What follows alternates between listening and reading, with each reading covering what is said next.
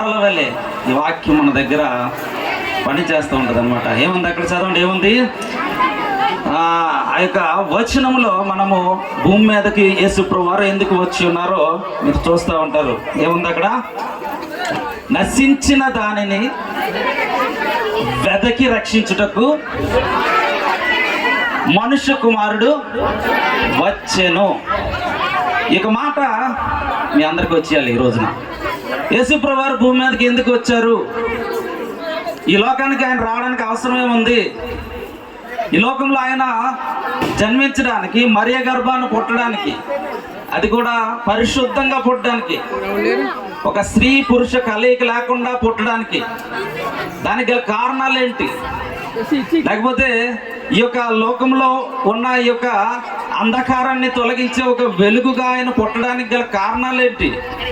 ఇవన్నీ కూడా మనం ఒకవేళ ఆలోచన చేస్తే, యేసుప్రభు వారు పుట్టారు, క్రిస్మస్ పండుగ చేస్తున్నారు, మంచి బెలూన్లు కట్టారు, లేకపోతే ఇక్కడ మంచి వంటలు కూడా చేస్తున్నారు, లేకపోతే ఇంకా ఈ యొక్క కార్యములన్నీ కూడా జరుగుతాయి, ఇవి ఎలా జరుగుతూనే ఉంటాయి, ప్రపంచం అంతా జరుగుతూనే ఉంటాయి, పట్టించుకోవాల్సిన అవసరం లేదు అని చాలామంది అనుకున్న రోజుల్లో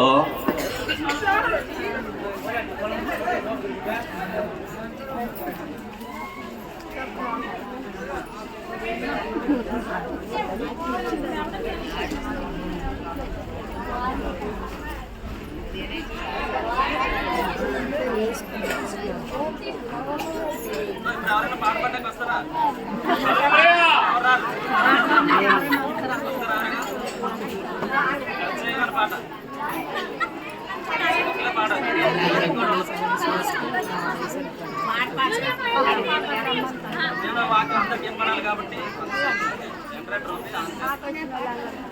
ఏదేమైనా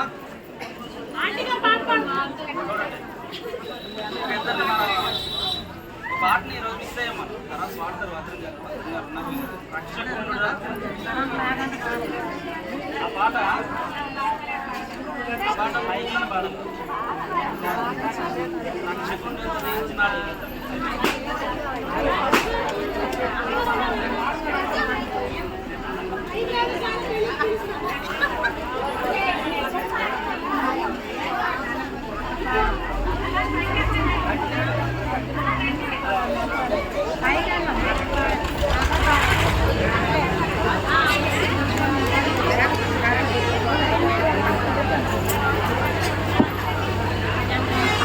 హలో, 2 ఛానల్ మాత్రమే పాడాలి, టైం లేదు కాబట్టి.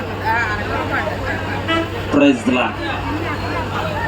అక్కడ చిన్నపిల్లలు ఎవరు రోడ్డు మీదకి వెళ్ళడానికి లేదండి. మీరందరూ ఇక్కడే ఉండాలి, ఈ ప్రాంగణంలోనే ఉండాలి. రక్షకుండా ఉదయించినాడట. ఈ పాట ఎలా మిస్ అయిందో తెలియదు నాకు. ప్రతి సంవత్సరం వీళ్ళు ముగ్గురు కలిసే పాడేవారు. మరి ఈసారి నా వాక్యం అందుకే ఆగిపోయిందేమో మధ్యలో, మరి వీళ్ళు పాడటానికి కోసమే. కాబట్టి ఆ పాట పాడిన తర్వాత మరలా వాక్యంలోనికి వెళ్దాం. దేవుని స్తోత్రం. Happy Christmas, happy Christmas.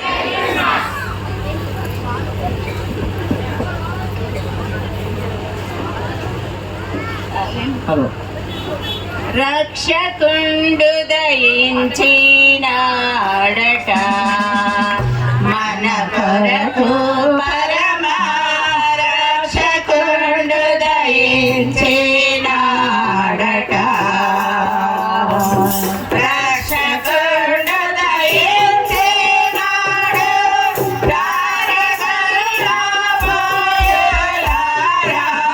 రక్షకుండు దయించినాడు, రారగల్లా పోయులారా.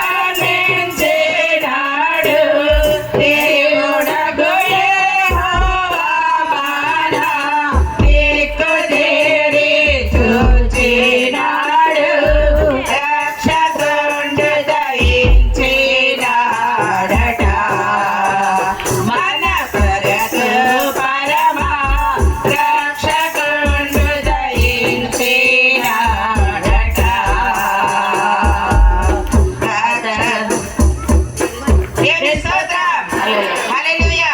మాకు ఇచ్చిన పల్లవి చరణము. Praise the Lord. హల్లెలూయా. దేవుని స్తోత్రం. మరి ఆయన ఉదయించిన ఈ రోజుల్లో, ఈ క్రిస్మస్ దినాల్లో యేసు ప్రభువారు మన దగ్గర కూడా ఉదయించాలన్న ఆశ కలిగి ఈ రోజున మనం పిల్ల పాపలతో అందరితో కలిసి ఈ ప్రాంగణం చేరుకున్నాం, ఈ చర్చికి చేరుకున్నాం. ప్రభువు ఒక గొప్పవాడు. మీరు బైబిల్ గ్రంథంలో ప్రభువు అన్న పదం మీరు చూడండి, బోల్డ్ చేసి అంటే పెద్ద అక్షరాలతో రాయబడి ఉంటుంది. అంటే ప్రభువు అనగా దానికి ఉన్న ఔన్నత్యం వేరే లెవెల్ అన్నమాట. ఈ రోజున బైబిల్ గ్రంథంలో నశించిన దానిని వెదకి రక్షించడానికి మనుష్య కుమారుడు ఈ లోకమునకు వచ్చినని ఆ యొక్క వాక్యముల ప్రకారం మనము ఆలోచన చేస్తే ఏంటి నశించిపోయినది? ఈ లోకము ఏ విధంగా నశించిపోయినది?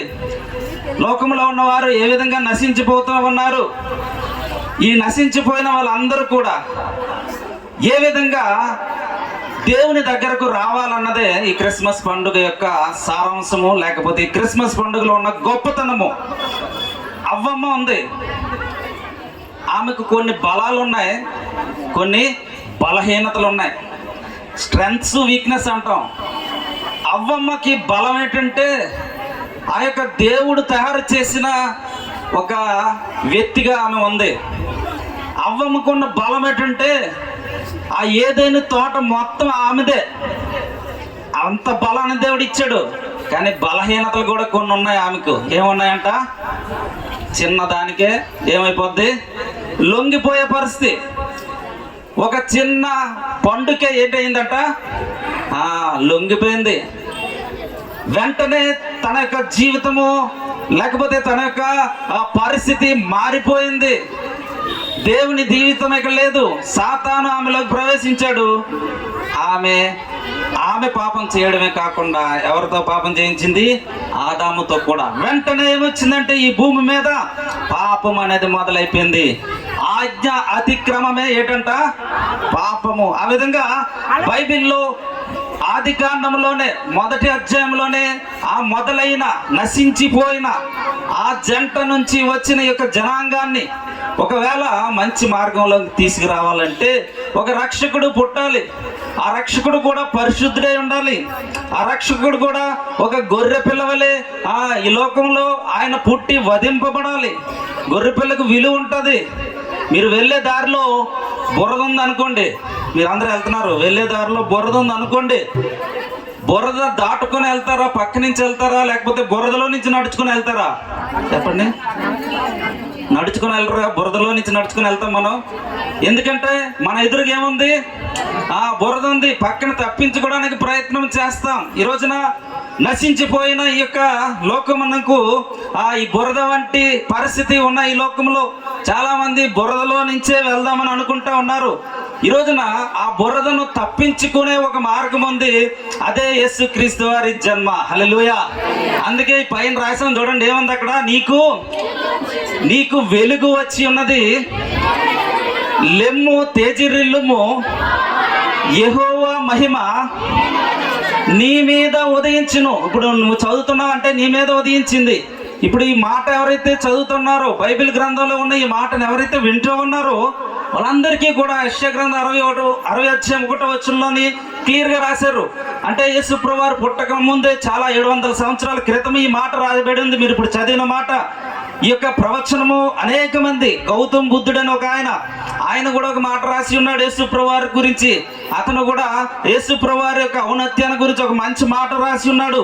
ఇంకా పారసిక దేశపు జ్ఞానుడైన జొరస్టా అంట, చైనా మత గురువు ఇంకొక ఆయన, గ్రీకు తత్వ ఇంకొక ఆయన ప్లేటో, వీళ్ళందరూ కూడా ఏం రాసి ఉన్నారంటే ఒకవేళ మనిషి యొక్క నశించిపోయిన యొక్క జీవితము తిరిగి మంచి జీవితంలోకి రావాలంటే ఒక రక్షకుడు ఖచ్చితంగా, ఒక పరిశుద్ధుడే పుట్టాలి. ఖచ్చితంగా అది పుడతాడు. ఇవన్నీ ఇప్పుడు నేను చెప్పిన పేర్లన్నీ కూడా వారు యేసు ప్రభువారు పుట్టక ముందే చాలా సంవత్సరాల క్రితమే ఆయన భూమి మీద వెలుస్తూ ఉంటాడు. భూమి ఆయన దగ్గర ఉన్నది. ఆయన వాట్ ఎక్కడ, లేకపోతే వేర్ ఎక్కడ, లేకపోతే వై ఎందుకు, ఆయన ఎందుకోసం పుట్టి ఉన్నాడు, ఆయన ఎక్కడ పుట్టి ఉన్నాడు, ఇవన్నీ కూడా ముందుగానే రాయబడి ఉన్నాయి. ఆయన బెత్లెహేంలో పుట్టి ఉన్నారు. ఎందుకు పుట్టి ఉన్నాడు? నీ కోసం, నా కోసం, నశించిన దానిని, నశించిపోయిన వారి కోసం ఆయన పుట్టి ఉన్నాడు. ఆయన ఎప్పుడు పుట్టి ఉన్నాడు చెప్పండి? ఆయన ఎప్పుడు పుట్టారంట చెప్పండి? ఆయన 2024 సంవత్సరాల క్రితం ఆయన పుట్టినప్పుడు కాలం 2 భాగాలు అయిపోయింది, క్యాలెండర్ 2 ముక్కలు అయిపోయింది. అదే మనకు క్రీస్తు శకం అంటాం. క్రీస్తు శకం 1వ సంవత్సరంలో దాదాపుగా ఆయన జన్మించి ఉన్నారు. ఇవన్నీ కూడా ఆ పశుల పాకలను జన్మించి ఉన్నారు. ఆ యొక్క జన్మ యొక్క రహస్యాన్ని ఈ రోజున ఈ క్రిస్మస్ పండుగ ప్రజలందరికీ ఏం చేస్తుందంట, తెలియజేస్తూ ఉంది. ఒక మనిషి దేవుని యొక్క మాటల్లో, ఒక వ్యక్తి దగ్గరకు వస్తే దేవుని మాటలు తెలుసుకోవడానికి ఇష్టపడి